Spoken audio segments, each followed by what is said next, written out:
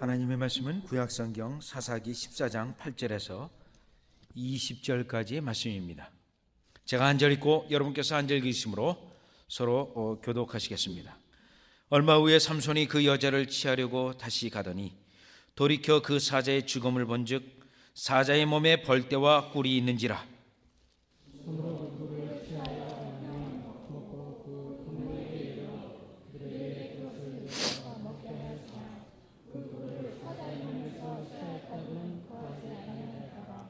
삼손의 아비가 여자에게로 내려가매 삼손이 거기서 잔치를 배설하였으니 소녀는 이렇게 행하는 풍속이 있음이더라.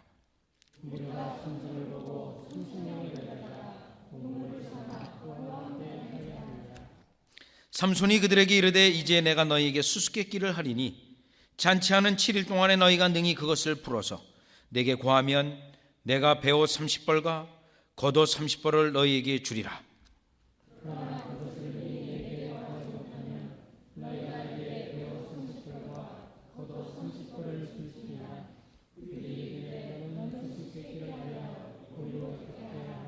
삼손이 그들에게 이르되 먹는 자에게서 먹는 것이 나오고 강한 자에게서 단 것이 나왔느니라.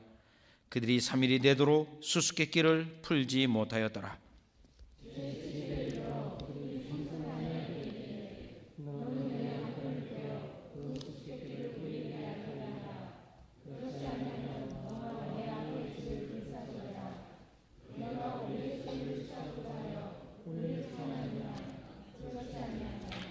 삼손의 아내가 그의 앞에서 울며 가로되 당신이 나를 미워할 뿐이요 사랑치 아니하는도다. 우리 민족에게 수수께끼를 말하고 그 뜻을 내게 풀어 이르지 아니하도다. 삼손이 그에게 대답하되 보라 내가 그것을 나의 부모에게도 풀어 고하지 아니하였거든 어찌 그대에게 풀어 이르리요 하였으나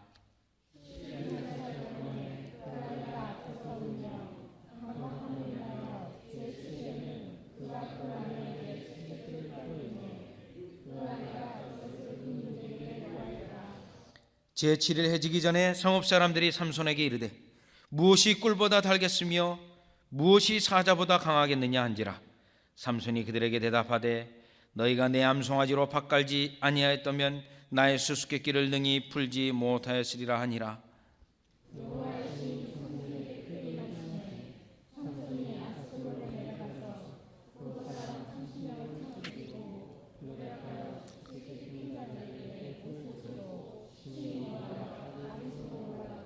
다 같이 있습니다.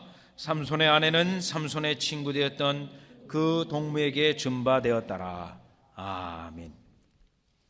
성경 가운데 이 사사기 14장만큼 복잡한 성경이 없습니다. 저도 이 본문을 어떻게 설교해야 될까 이 본문만 수십 번 읽었습니다. 본문을 수십 번 읽는데도 한 가닥으로 맥이 잡혀지지 않습니다.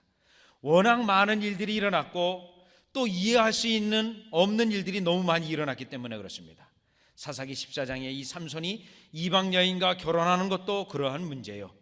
더욱이 삼손은 나실인으로 서원되었기 때문에 이러한 시체의 죽음을 만진다거나 이런 것을 해서는 안 되는 인물입니다.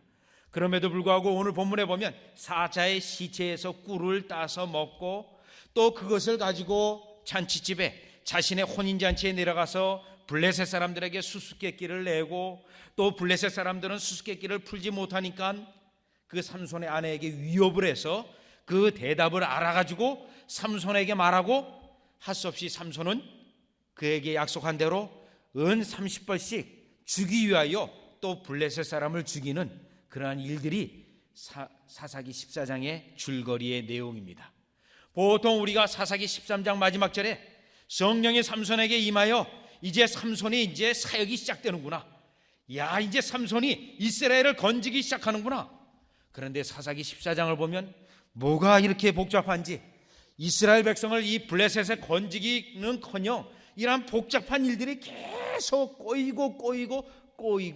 꼬여서 일어났던 것입니다.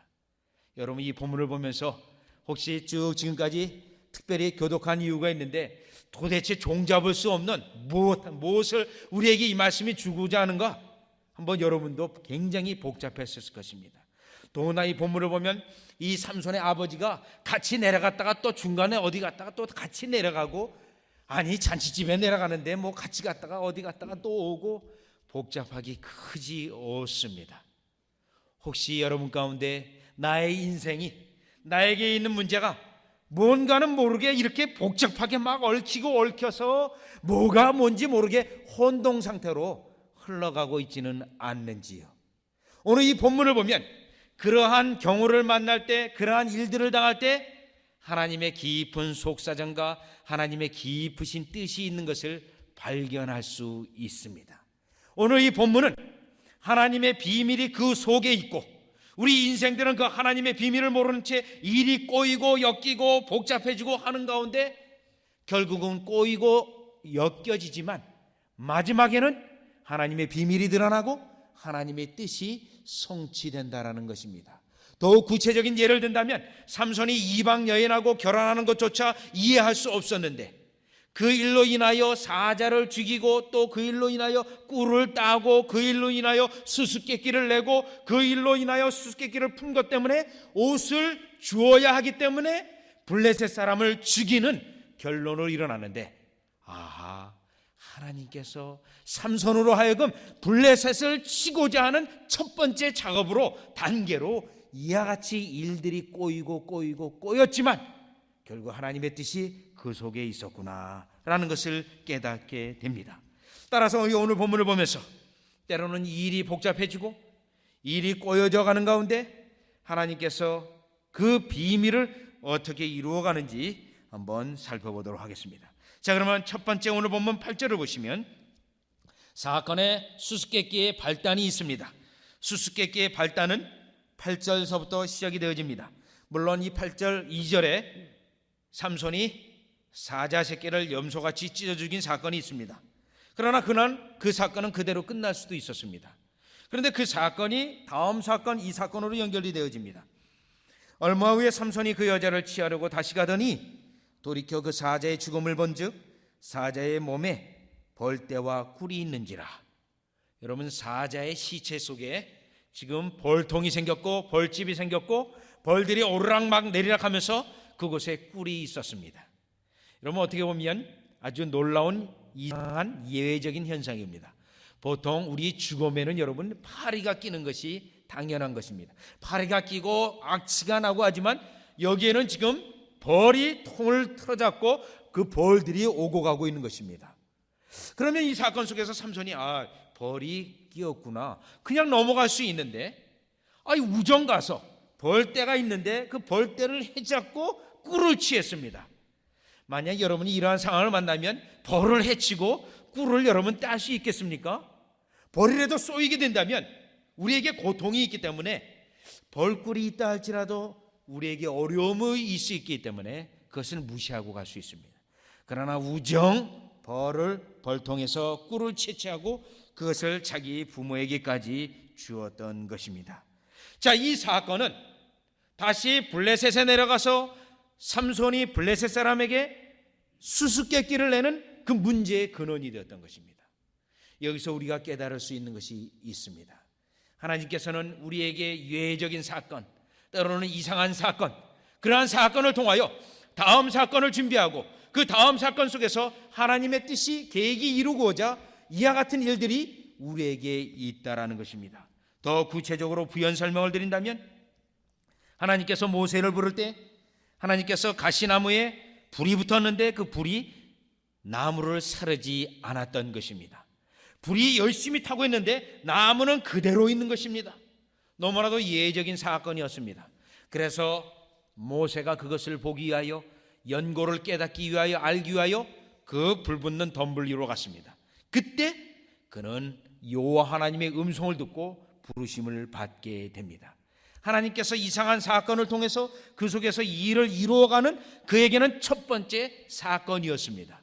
그러나 그 사건 속에서 벌써 하나님이 일하고 있음을 알 수가 있는 것입니다. 여러분에게 일어나는 이상한 사건들, 그 사건에 잘 알지는 못하지만, 나에게 이러한 일들이 왜 일어나지는 못하지만 벌써 하나님께서 일하고 있음을 여러분들은 믿음으로 고백해야 합니다. 룻기에서도 마찬가지입니다. 룻이 시어머니 나오미와 함께 베들레헴으로 돌아옵니다. 하나님의 섭리에 의해서 돌아오는 때가 추수를 하는 때입니다. 이 두 며느리하고 이 시어머니는 먹을 것이 없어서 불갑을 며느리는 밭에 나가서 이삭을 주우려고 나갑니다. 시어머니는 집에 있습니다. 그런데 그 성경 본문 룻기 2장 1절 2절을 보면 하나님의 섭리 가운데 우연히 보아스의 밭에까지 이르게 됩니다. 보아스의 밭에까지 이르러서 이삭을 줍게 됩니다. 그런데 그 이삭을 줍는 사건이 룻기 4장의 마지막을 보면 결국 룻이 보아스와 함께 결혼을 하게 되고 시어머니 나오미에게 아이를 안기고 그 집의 혈족이 끊어질 뻔했는데 혈족이 이어지는, 그래서 예수님까지 이어지는 혈족을 만들어지게 됩니다. 여러분, 그 사건이 나중에 다윗이 그 속에 나올지 또 그 다윗 이후로 예수님이 그 혈통 속에 나올지 누가 알았겠습니까? 그러나 이삭을 주우러 간 그 사건이 몇 천년이 훨씬 넘게 지나서 그 속에 예수 그리스도 메시아까지 나오는 그 사건까지 연결되어졌던 것입니다. 아무렇지 않은 사건, 복잡한 사건, 이해할 수 없는 사건이 이와 같이 하나님의 주권과 전능하심 속에서 일이 전개되어지고 펼쳐진다는 사실인 것입니다. 따라서 여러분들이 이 땅에 살 때 어떠한 사건들을 만나고 이해할 수 없다 할지라도 하나님께서 그 배후에 일하시고 계심을 믿음으로 고백하며 하나님의 계획이 이루어지기를 겸손히 기다려야 될 줄 믿습니다. 성경에 보면 사무엘상 9장에서도 이러한 사건이 나옵니다. 하나님께서는 이스라엘 백성이 왕을 세워달라고 했을 때 그 마음에 사울왕을 마음에 염두에 두고 있었습니다. 그런데 이 사울왕에게 왕으로 뽑히기 이전에 사건이 하나 생겨졌습니다. 자신의 나귀가 아니라 아버지의 나귀가 집을 나가서 돌아오지 않는 것입니다. 그래서 할 수 없이 사울이 아버지의 나귀를 찾으려고 사람과 함께 나귀를 찾으러 길을 떠나게 됩니다. 그러나 나귀를 찾지 못하고 있습니다. 그런 가운데 사한이 이곳에 선견자가 있으니 사무엘의 집으로 가자고 합니다. 그때 마침 이 사울에게는 선견자에게 갈 터인데 예물이 없었습니다. 그때 또 하나님께서는 어떻게 그렇게 섭리와 예정함이 있으신지 그 사한에게 은 4분의 1 세겔이 있었습니다. 그러면서 은 4분의 3개를 보여주면서 이것으로 예물을 드리면 되겠습니다 하고 사무엘의 집으로 찾아갑니다. 그때 그는 하나님의 뜻을 전달받게 되고 왕으로 세워질 그 일들에 대하여 사무엘로 통해 말씀을 듣게 됩니다. 아버지의 나귀를 찾아갔던 사건이 왕으로 하나님이 부르신 사건으로 전개되어졌던 것입니다. 오늘날 여러분 가운데 일어나는 사건들이 하나님의 이렇게 전능하심 속에, 계획 속에 하나하나 사건이 의미가 있으며 그 사건 속에서 하나님의 일하심을 여러분들이 고백해야 됩니다.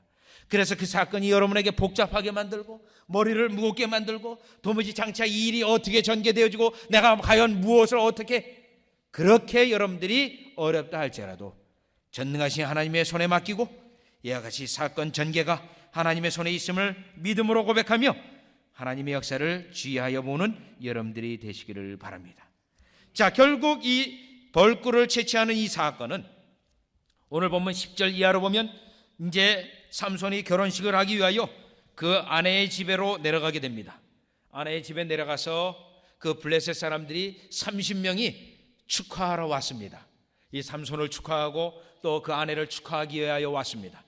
그때 이 삼손이 그들에게 향하여 과연 이들이 나에게 존경하는 마음이 있는지, 과연 나를 축복하는 마음이 있는지 시험하기 원하였습니다. 그래서 그 시험하기 위하여 수수께끼를 냅니다. 그런데 그 수수께끼의 문제의 근원은 바로 사자의 죽음에서 벌꿀을 채취한 그것을 가지고 그들에게 수수께끼를 냅니다. 한번 그 수수께끼를 보시기 바랍니다. 12절에 보시면 삼손이 그들에게 이르되 이제 내가 너에게 수수께끼를 하리니 잔치하는 7일 동안에 너희가 능히 그것을 풀어서 내게 고하면 내가 배옷 30벌과 겉옷 30벌을 너에게 주리라 하고 14절에 보면 수수께끼의 내용이 있습니다. 삼손이 그들에게 이르되 먹는 자에게서 먹는 것이 나오고 강한 자에게서 단 것이 나왔느니라. 그들이 3일이 되도록 수수께끼를 풀지 못하였더라. 여러분, 이 삼손의 수수께끼를, 이 사건의 배경을 모른다면 여러분 과연 풀 수 있겠습니까? 여러분, 이 수수께끼는 삼손 외에는 아무도 풀 수 없는 그러한 수수께끼입니다. 그런데 이 삼손의 이 수수께끼의 아이디어는 사자의 죽음에서 꿀을 취한 것, 사자의 이 죽음에서 시체 속에서 꿀을 취한 것, 그것을 가지고 수수께끼를 낸 것입니다. 여러분, 여기서 우리가 깨달을 수 있는 것은 이와 같이 수수께끼를 내면서 일이 복잡해집니다. 삼손이 사실 이 수수께끼를 내면서 하나님, 이 수수께끼 사건을 통하여 하나님의 역사를 드러내겠습니다. 하나님의 숨겨진 뜻을 드러내겠습니다. 이런 마음은 전혀 없었습니다. 삼손의 마음은 단지 그들을 시험하기 위해서 수수께끼를 낸 것이지 하나님의 뜻을 실현하거나 하나님의 뜻을 이루기 위하여 이들에게 수수께끼를 낸 것이 아닙니다. 우리가 이 본문을 읽으면 삼손이 약간은 어리석기도 하고 왜 일을 이렇게 복잡하게 만드는가, 그러한 생각도 들어갑니다. 그러나 우리 인생이 이렇게 복잡하게 되고 일이 꼬인다 할지라도 하나님께서 그 속에 있는 비밀을 이루어 가고 있습니다. 즉, 이 사건을 통하여 블레셋 사람 30명을 죽이는 그 사건으로 연결이 되어지고 있습니다. 따라서 여기서 우리가 두 번째로 깨달을 수 있는 것은 우여곡절 속에 여러 가지 일들이 되어지지만 반드시 하나님의 뜻이 이루어진다라는 것입니다. 그러면서 하나님께서는 때때로는 우리들을 이와 같이 우여곡절 속에, 어려움 속에, 이해할 수 없는 수수께끼와 같은 상황 속에 우리를 밀어 넣을 때도 있다라는 것입니다. 이스라엘 백성이 애굽에 나오게 됩니다. 애굽에서 나왔는데 그만 이스라엘의 애굽 군대가 뒤에서 쫓아오는 것을 통하여 두려워 떨고 있습니다. 이제 애굽에서 나오기는 나왔지만 오히려 차라리 애굽에 있었으면 이와 같은 고생 안 했을 터인데 이게 왜 일이 이렇게 꼬여가지고 왜 이러는가, 그들이 원망하고 불평합니다. 여러분, 그 속에서 모세의 입장을 한번 생각해 보십시오. 하나님, 이러자고 나를, 백성을 애굽에서 내오도록 하였습니까? 이렇게 원망할 수 있는 상황입니다. 그러나 모세는 원망하지 아니하고 하나님께서 그 꼬여진 문제를 풀어주실 것을 기다렸는데 그만 하나님의 응답은 그 홍해바다가 갈라지는 그 속에 있었던 것입니다. 여러분, 다윗이 이러한 상황을 많이 만났습니다. 일이 꼬이는 상황이 여러 만났습니다. 사울왕을 피하여 도망을 갔는데 이제 사울이 기회를 잡아서 다윗의 목숨을 잡고자 하는 순간에 이르렀습니다. 이제 다윗은 끝났구나, 내가 그렇게 도망 다녔더나 이제는 끝났구나, 잡히고 마는구나, 그러한 상황이었습니다. 여러분도 그러한 상황이 있지 않습니까? 그런데 하나님께서 길을 열어놓으셨습니다. 어떻게 길을 열어주셨냐면 갑자기 사울이 다윗을 잡으려고 하는 그 순간에 그만 블레셋 군대가 쳐들어왔습니다. 그래서 사자가 와서 사울왕이요, 지금 블레셋 군대가 쳐들어왔습니다.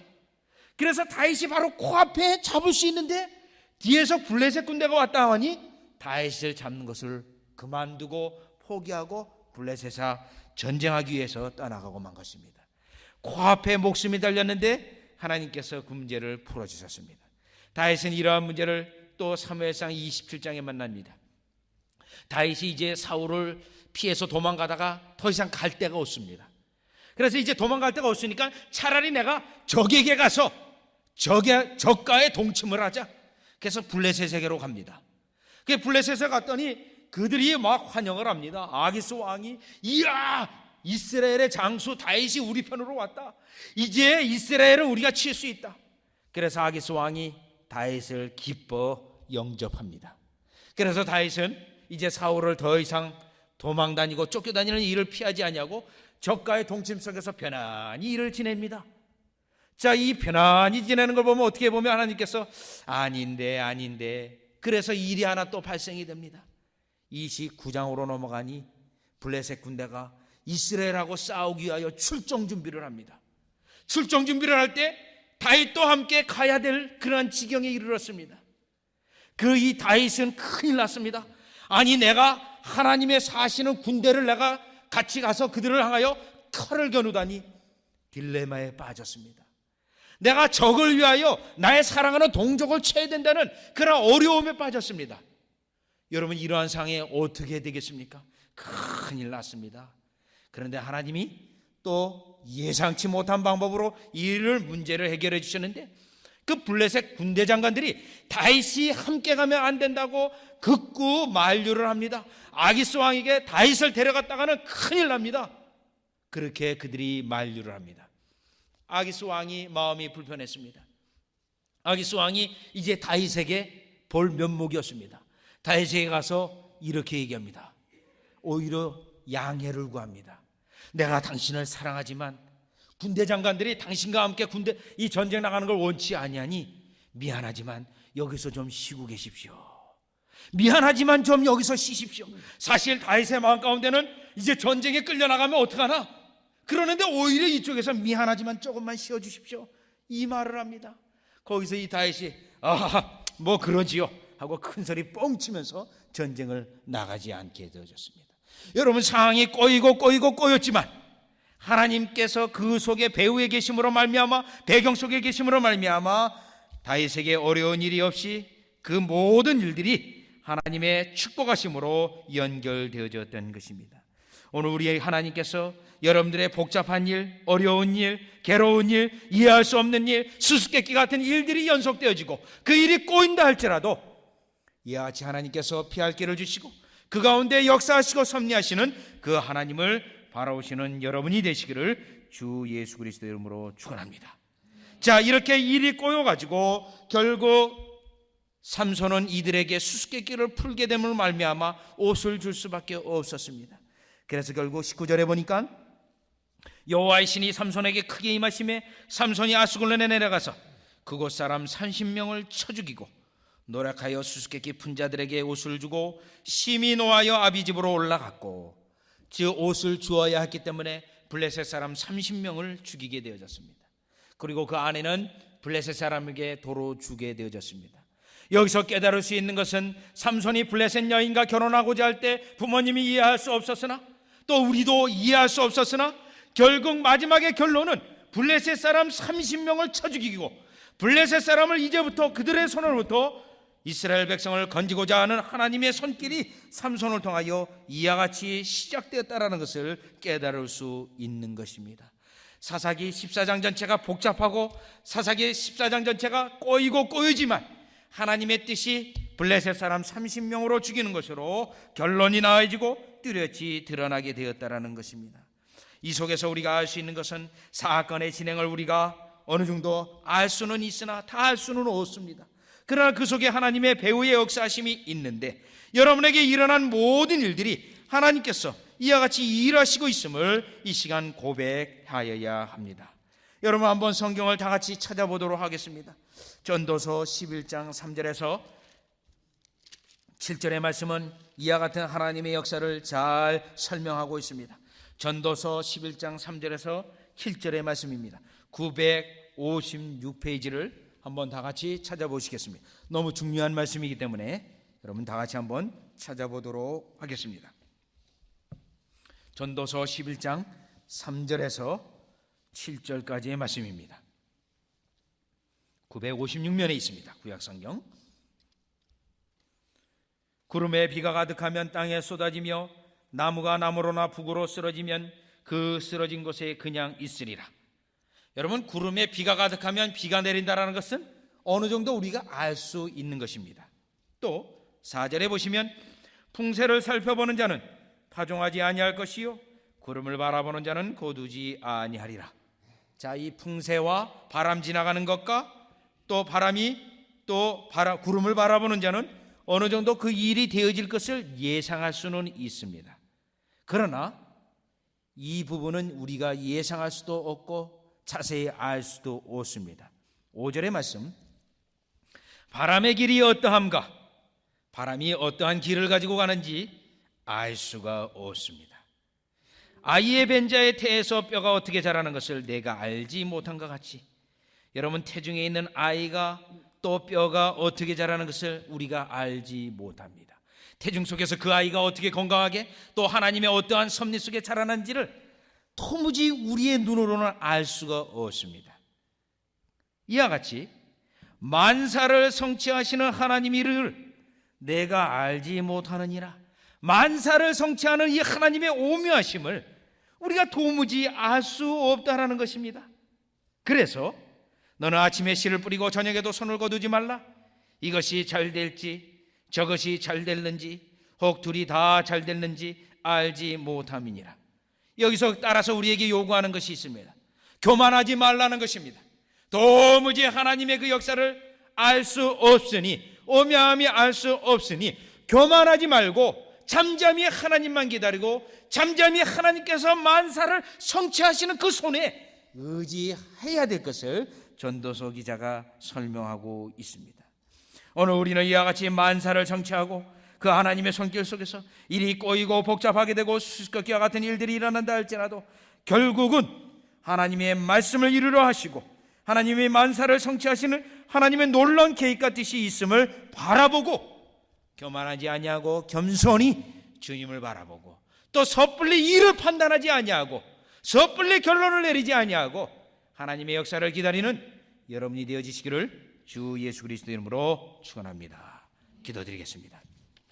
하나님, 때로는 우리가 여러 가지 일들을 예상하고 하나님께서 역사하시는 것을 예상할 수도 있지만 오늘 저희들이 깨닫는 것은 만사를 성취하시는 그 하나님, 때로는 일이 꼬이고 또 일이 복잡하게 되고 일이 망쳐지는 것과 같은 그러한 일들도 만나게 하심으로 말미암아 오히려 그 속에 하나님께서 이 일을 성취하시는 그 역사를 깨닫게 됩니다. 따라서 이와 같이 만사를 성취하시는 그 하나님만 바라보고 철저히 겸손하며 일의 주관자가 하나님이신 것을 인정하며 그 앞에 기도하며 주님의 뜻을 기다릴 수 있는 저희 되게 하시고 때로는 일이 꼬이고 어렵게 된다 할지라도 실망치 아니하고 주님을 기다리며 때로는 일이 잘 된다 할지라도 교만치 아니하고 겸손히 주님을 바라보는 저희 되게 하여 주시옵소서. 예수님의 이름으로 기도드리옵나이다.